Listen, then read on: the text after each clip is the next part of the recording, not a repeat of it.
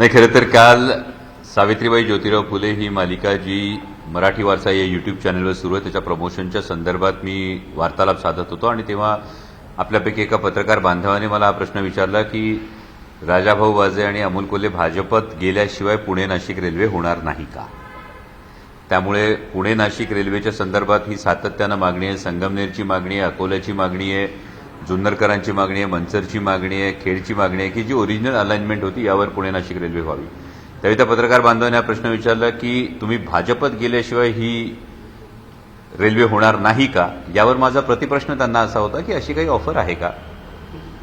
जर तशी काही ऑफर रेल्वेच्या संदर्भात आली तर त्यावर विचार करू. त्यामुळे मला वाटतं की हे रेल्वेच्या संदर्भामध्ये असणारं एक विधान होतं. या रेल्वेच्या संदर्भातल्या विधानाला काही वेगळा अर्थ काही जणांनी काढण्याचा हा प्रयत्न केला सध्याच्या राजकीय परिस्थितीमुळे. परंतु फार महत्वाची गोष्ट ही आहे की ही आमची सगळ्यांची मागणी आहे की Pune Nashik semi high speed railway ही जी आधी ठरली होती त्याच पद्धतीने ही व्हावी, ही जी आमची मागणी होती त्या संदर्भातला हा प्रश्न होता आणि त्याच्यावरचं ते उत्तर होतं.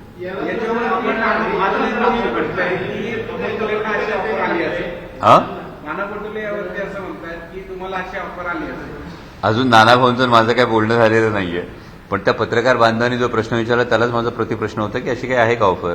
रेल्वे होणार म्हणजे दुर्दैवानं काय परिस्थिती आहे की जर अशी गोष्ट झाली तर लोकांच्या हिताचं काय आहे, लोकांची मागणी काय आहे. पुणे नाशिक रेल्वे हे पुणे, मुंबई आणि नाशिक ह्याला ज्याला आपण गोल्डन ट्रायंगल म्हणतो, हा गोल्डन ट्रायंगल जोडणारा हा प्रकल्प आहे. आणि या प्रकल्पासाठी जर अशा अटी काही असतील का असं जर पत्रकार बांधवांच्या मनात येत असेल तर एकूणच राजकारणाची दिशा कुठल्या दिशेने जाते याविषयी अंतर्मुख होऊन विचार करणं गरजेचं आहे. वरिष्ठ नेत्याचं म्हणणं आहे की शरद पवारांच्या गटामध्ये सुप्रिया सुळे वगैरे कोणीच उरणार नाहीये, की भविष्यवाणी कशी वाटते. मला वाटतं कधी कधी काही लोक दिवसा स्वप्न बघतात त्यातला हा प्रकार असेल. कारण राष्ट्रवादी काँग्रेस शरदचंद्र पवार पक्ष हा एकत्रच आहे, एकत्रच राहील. आणि मी एका वाक्यात याचं उत्तर जे सांगतो की आदरणीय पवारसाहेब सांगतील ते धोरण आणि बांधतील ते धोरण. कुठेतरी जर पहिलं तर भाजपला दिल्लीमध्ये खास करून कोटा पूर्ण करायचा आहे, त्या खासदारांची देखील गरज आहे. त्या पार्श्वभूमीवर जसं ऑपरेशन टायगर राबवण्यात आलं तसं राष्ट्रवादी सुद्धा ऑपरेशन राबवलं असं एक चर्चा आहे आणि त्यामुळे कालचं तुमचा उपयोग करतो. नाही, ही चर्चा ही कायम होत राहते. पण वस्तुस्थिती जर बघितली तर आमच्या लोकसभेतल्या गटनेत्या आदरणीय सुप्रियाताई सुळे यांच्या नेतृत्वाखाली आमचे 8ही खासदार आम्ही ठामपणे एकत्र आहोत. आदरणीय पवारसाहेबांच्या नेतृत्वाखाली, सुप्रियाताईंच्या नेतृत्वाखाली आम्ही ठामपणे एकत्र आहोत.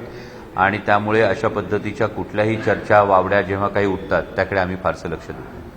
त्यावर असेही देखील एक चर्चा चालली आहे की राष्ट्रवादीमध्ये अजून 2 गट निर्माण झाले आहेत. यामध्ये एक गट म्हणतोय की भाजप सोबत जावं आणि एक गट म्हणतोय की आपण काँग्रेससोबत जावं. म्हणजे ही चर्चा घडवणारी सूत्र कोण आहेत ना, ती सूत्र खरंच शोधली पाहिजेत. कारण आम्हाला पक्षात राहून या गोष्टी आमच्यापर्यंत ही चर्चा किंवा आमच्यामध्ये असे काही गट आहेत हे आम्हालाच माहीत नसतं, पण सूत्रांना मात्र माहीत असतं. हे कौतुक आहे. काँग्रेस आणि राष्ट्रवादीचं विलीकरणाबाबत काँग्रेसच्या नेत्यांनी भूमिकाही सांगितली की तशी चर्चा सुरू आहे. मात्र नंतर असे आलं की राष्ट्रवादीचे 2 गट आहेत की तुमचा एक शरद पवार साहेबांचा आहे, तिकडे एक ताई आहे. तर कुठेतरी हे सगळं पहिले सॉल्व्ह करा आणि मग काँग्रेस होते असं देखील सगळं. मला वाटतं की काँग्रेसच्या नेत्यांचं जे आपण स्टेटमेंटचा कोट करताय ते बहुतेक माननीय वडेट्टीवार साहेबांनी या संदर्भामध्ये विधान केलं. पण ते विधान जर पूर्णपणे ऐकलं तर ते विधान असं आहे की ही चर्चा हायकमांडच्या पातळीवर सुरू आहे, त्यामुळे त्यांनाच याविषयीची पूर्ण माहिती नाही. आणि त्यामुळे जर माननीय वडेट्टीवार साहेबांनाच याविषयीची पूर्ण माहिती नसेल तर त्याविषयी भाष्य करणं हे मला वाटतं की फारसं त्यामध्ये काही अर्थ उरत नाही. कारण ही नेमकी काय चर्चा चालली, अशी चर्चा सुरू आहे का, हेच जर ज्यांनी विधान केलं त्यांना कल्पना नसेल तर त्याविषयी फार भाष्य करण्याची आवश्यकता नाही. मत काय काँग्रेससोबत जाणं योग्य ठरेल की नाही. माझं मत हेच आहे की महाराष्ट्राच्या हितासाठी आदरणीय पवारसाहेब सांगतील ते धोरण आणि बांधतील ते धोरण. दादा, खरं तर केंद्रामध्ये मंत्रिमंडळ विस्ताराची देखील चर्चा सुरू आहे. आपण काल जे काही विधान केलं त्यांनी त्या सगळ्या गोष्टी किंवा या चर्चांना वाव मिळतोय. एकूण तशा काही चर्चा दिल्लीत सुरू आहे का? राज्यात ठीक आहे आपण सांगताय शरद पवार सांगतील त्या पद्धतीने दिल्लीत अशा काही चर्चा सुरू आहे का? आपल्याला काही ऑफर आहे का? आपल्यासोबत कोणी चर्चा करत आहे? मी आपल्याला पुन्हा तेच म्हणालो, ऑफर ऑफर ऑफर जे आपण म्हणताय ते एका पत्रकार बांधवांनी पुणे नाशिक रेल्वेच्या संदर्भात विचारलेला प्रश्न आहे. आणि त्यावरचं माझं स्पष्ट उत्तर तेच आहे की महाराष्ट्राचे मुख्यमंत्री माननीय देवेंद्रजी फडणवीस यांना इन्फ्रामॅन म्हणून ओळखलं जातं. पुणे नाशिक रेल्वेची जी पहिली अलाइनमेंट झाली, ही अलाइनमेंट होत असताना या अलाइनमेंटच्या संदर्भामध्ये MRIDCची जी स्थापना झाली होती ती माननीय देवेंद्रजी फडणवीस यांच्याच कार्यकाळात झाली होती. आणि त्यामुळे माननीय मुख्यमंत्र्यांना माझी ही विनंती आहे की संगमनेर असेल, सिन्नर असेल, नाशिक असेल, जुन्नर असेल, मनसर असेल, राजगुरुनगर असेल, इथल्या सगळ्या ग्रामस्थांची जी मांडणी, महाराष्ट्राच्या नागरिकांचं जे म्हणणं आहे त्यानुसार ओरिजिनल अलाइनमेंटवरच पुणे नाशिक रेल्वे व्हावी यासाठी आपणही प्रयत्न करा अशी आमची विनंती आहे. खरं तर आपले जे कालच्या आपल्या मुद्द्यानंतर जे चर्चा सुरू झाल्या त्यावरच संजय राऊत यांनी असं म्हणाले की अमोल कोल्हे यांचं असं काही विधान असेल तर ते दुर्दैव आहे, मात्र ते संभाजी महाराजांची भूमिका त्यांनी केलेली आहे, आता ते मुलींची भूमिका करतात, त्यामुळे ते असं करणार नाही. आणि याचबरोबर ते म्हणाले की जे भाजपसोबत गेलेले आहेत त्यांना इतिहासद्रोही म्हटलं जातं, रामद्रोही म्हटलं जातं, त्यांची गणना तशा पद्धतीची होती, त्याच्यामुळे अमोल कोल्हे असं काही करतील असं वाटत नाही म्हणून संजय राऊतांनी म्हटलं. माननीय राऊत साहेबांनी जो माझ्यावर विश्वास दाखवला त्याबद्दल मी त्यांचा आभार मानतो. आणि पुन्हा एकदा मी आपल्या सगळ्यांना तीच विनंती करतो की कुठल्या कॉन्टेक्स्टनी ते विधान आलं होतं, तो कॉन्टेक्स्ट हा पुणे नाशिक सेमी हायस्पीड रेल्वेचा कॉन्टेक्स्ट आहे. हे मी पुन्हा एकदा आपल्या सगळ्यांना आठवण करू देऊ इच्छितो, कारण काल आपणही तिथे होतात, त्यामुळे आपल्याला हा संपूर्ण प्रसंग काय घडला तो व्यवस्थित माहिती आहे. बऱ्याचदा असं होतं की एखादी न्यूज किंवा एखादं ब्रेकिंग न्यूज ही ठराविक टायटलमुळे चालते, त्याचा मागचा कॉन्टेक्स्ट हा सांगितला जात नाही. आणि हा कॉन्टेक्स्ट खरं तर पुणे नाशिक सेमी हायस्पीड रेल्वेच्या विषयी एका पत्रकार बांधवानं विचारलेला प्रश्न होता. तो प्रश्नही तसाच होता की असं घडलं तर, म्हणजे आता आपण या सगळ्या गोष्टी आत्याबाईला मिशा असत्या तर या गोष्टीसारख्या बोलतोय. आता आपण अजितदादांचं स्वप्न होतं की पुणे नाशिक रेल्वे व्हावी.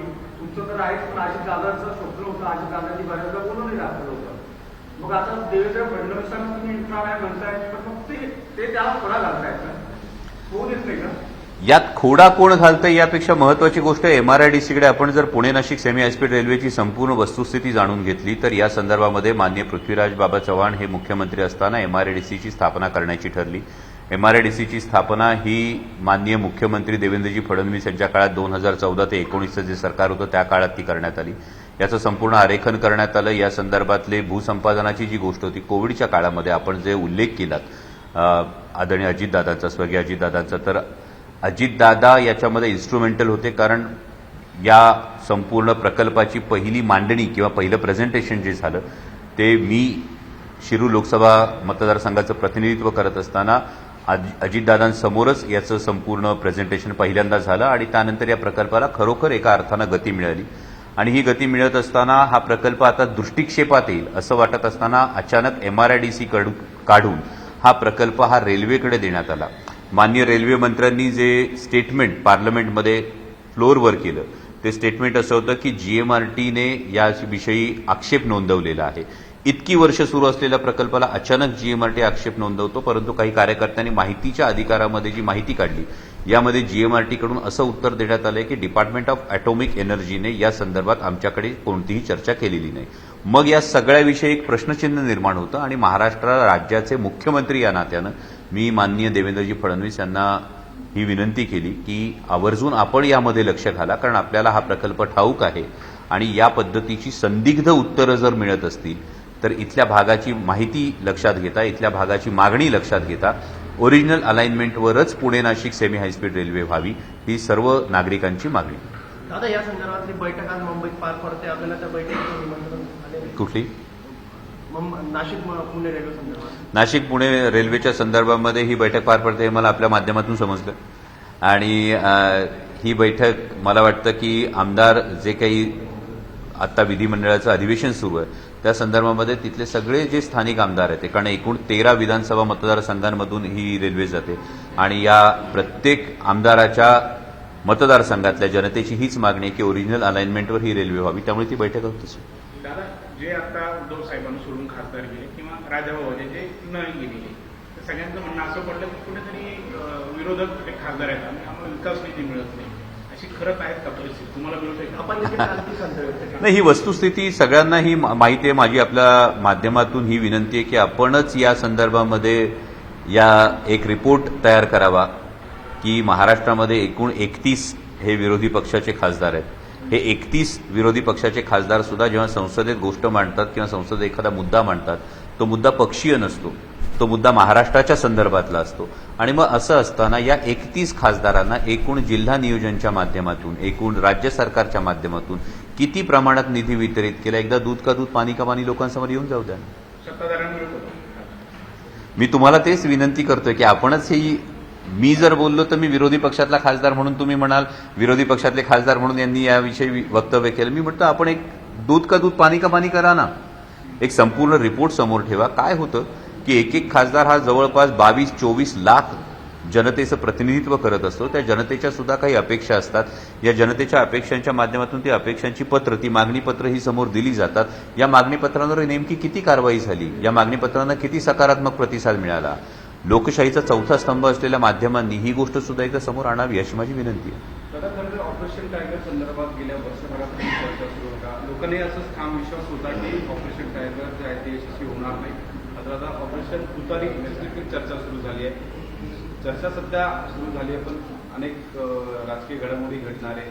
आपल्याला वाटतं की ऑपरेशन तुतारी त्या ठिकाणी सक्सेसफुल यशस्वी होईल? मला वाटतं शेजारच्या घरात काय होतं यापेक्षा आपल्या घरात काय होतं ते मी ठामपणे सांगू शकतो. आणि त्यामुळे बघा, तुमचा ऑपरेशन तुतारीचा प्रश्न आहे आणि ऑपरेशन तुतारीचा प्रश्न असताना माझे दुसरे सहकारी खासदार इथे उपस्थित आहेत. त्यामुळे अशा कुठल्याही चर्चांना मला वाटतं आपण अकारण महत्त्व देण्याची आवश्यकता नाही. राष्ट्रवादी काँग्रेस पक्षाचे 8ही खासदार ठामपणे हे एकत्र आहेत. आदरणीय शरदचंद्रजी पवार साहेबांच्या नेतृत्वाखाली, लोकसभेतल्या आमच्या गटनेत्या खासदार सुप्रियाताई सुळे यांच्या मार्गदर्शनाखाली आम्ही एकसंधपणे आमच्या मतदारसंघाने जी जबाबदारी टाकली, महाराष्ट्रानं जी आमच्याकडून अपेक्षा व्यक्त केलेली ती अपेक्षा पूर्ण करण्याचा आम्ही प्रयत्न करतो. थँक्यू. विजय यांचं जे सरकार आहे ते पाडण्याचं षडयंत्र सुरू होतं. काही आमदारांना कोट्यवधी ऑफर देण्यात आली होती आणि त्याच्या काही गुप्तचर यंत्रणा आहेत चेन्नईमधल्या, त्यांनी हे सगळं षडयंत्राचा पर्दाफाश केला आहे. आपण कसं बघताय? हे आपले प्रवास देखील एक अभिनेता ती नेता होता. आपला आपले हे जे सगळे प्रश्न आहेत ना, हे सगळे प्रश्न एकूणच लोकशाहीच्या संदर्भामध्ये अनेक प्रश्न हे सर्वसामान्य मतदाराच्या आणि नागरिकाच्या मनात निर्माण करणार आहेत.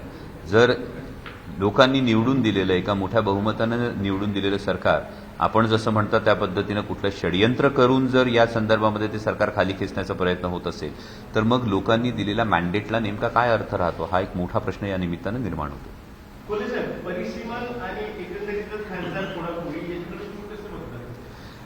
ही केंद्रातल्या सरकारची हे विधेयक हे काही दिवसात कदाचित या पावसाळी अधिवेशनात येईल अशी एक अपेक्षा आहे. या विधेयकाचा मसुदा जोपर्यंत पूर्णपणे वाचत नाही तोपर्यंत त्यावर भाष्य करणं उचित ठरणार नाही. कारण परिसीमन विधेयकाच्या बाबतीमध्ये ट्रान्सपरन्सी असावी. ती ट्रान्सपरन्सी असण्याबरोबरच मागेही महिला विधेयकाच्या आडून जेव्हा परिसीमनाचा हा एक घाट घातला गेला होता तेव्हाही संपूर्ण विरोधी पक्षाने हीच भूमिका ठेवली होती की यामध्ये एक ट्रान्सपरन्सी असावी, पारदर्शकता असावी. ती पारदर्शकता असण्याबरोबरच नेमकी कोणती जनगणना ही यासाठी गृहीत धरली जाणार ही दुसरी महत्वाची गोष्ट होती. तिसरी जी महत्वाची गोष्ट होती ती गोष्ट म्हणजे राज्यांचा जो प्रपोर्शनेट वाटा आहे, म्हणजे केवळ उत्तरेकडच्या राज्यांचं फार जास्त त्यामध्ये वाटा होईल आणि दक्षिणेकडच्या राज्यांना वाटाच मिळणार नाही, यापेक्षा तो प्रपोर्शनेट वाटा असेल का, हा आणखी एक महत्वाचा मुद्दा होता. आणि आत्ताच जेव्हा 545 खासदारांची लोकसभा आहे, यामध्ये लोकसभेचं एकूण सेशन किती काळ चालतं, त्यामध्ये सगळ्या खासदारांना किती वेळा बोलण्याची संधी मिळते आणि मग संख्या वाढल्यानंतर यावर नेमका काय तोडगा काढला जाणार आहे जेणेकरून यामध्ये सगळ्यांना प्रतिनिधित्व मिळेल, हा मुद्दा. आणि चौथा मुद्दा, जर केवळ लोकसंख्येच्या आधारावर आपण ही गोष्ट जर परिसीमन करायला जात असू तर ग्रामीण भागातल्या सर्व नागरिकांच्या मनात एक फार मोठं प्रश्नचिन्ह यातून तयार होतं की मग शहरी भागातल्या लोकप्रतिनिधींची संख्या ही फार प्रमाणात वाढेल आणि मग नेमके ग्रामीण भागातले प्रश्न असतील, आमचे शेतकऱ्यांचे प्रश्न असतील, ग्रामीण भागातल्या नागरिकांचे प्रश्न असतील, हे मांडण्यासाठीचा प्लॅटफॉर्म आणि हे मांडण्यासाठीचं प्रपोर्शन तेवढं राहणार का, हे अनेक प्रश्न आहेत. पण परिसीमन विधेयकाचा मसुदा समोर आल्यानंतर त्यावर भाष्य करणं उचित ठरेल. दादा, केतन अग्रवाल हत्याकांड पुण्यात चर्चेत आहे. कुठेतरी जी काही गुन्हेगारी किंवा तरुणींमध्ये ज्या पद्धतीने अशा पद्धतीने की पूर्णपणे सगळं नियोजित कट करून बघा, याकडे तुम्ही कसं बघता? नाही, ही एकूणच सामाजिक परिस्थिती नक्कीच चिंताजनक आहे. पण पुणे पोलिसांचं मी मनापासून कौतुक करेन की ज्या पद्धतीनं त्यांनी या संपूर्ण प्रकरणाचा तपास केला आणि जितक्या अडचणी असताना सुद्धा अनेक पुराव्यांच्या धागे जोडणं, या सगळ्या गोष्टी, याबद्दल मी पुणे पोलिसांचं मनापासून कौतुक करेल. पण एकूणच समाजामध्ये या पद्धतीची गुन्हेगारी प्रवृत्ती जी वाढत जाते यामध्ये समाजानं अंतर्मुख होऊन विचार करणं गरजेचं आहे.